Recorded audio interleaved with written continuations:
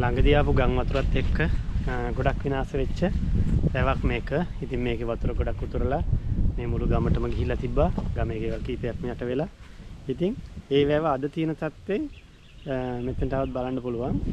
ඉතින් බලන්න ගම කොහොමද වැව කොහොමද කියලා බලලා ලස්සනයි කියලා හිතනවනම් කමෙන්ට් එකක් දාලා යන්න අමතක කරන්න එපා. දියරල පෙර සීම බිඳිනවා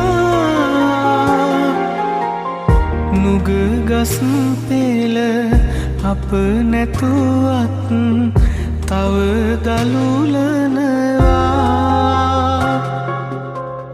සරසවි බීම කඳුරැල්ලෙන් ඉතෙර පෙනෙනවා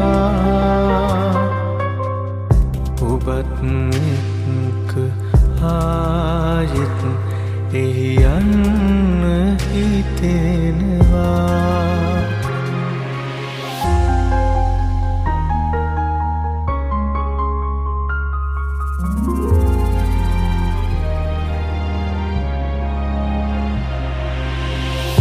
ඔබ අතගෙන ගිය වීදියේ ඇහා යනවා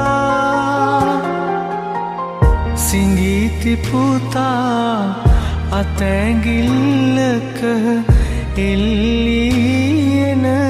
එල්ලියනවා ඔබ අතගෙන ගිය වීදියේ ඇහා යනවා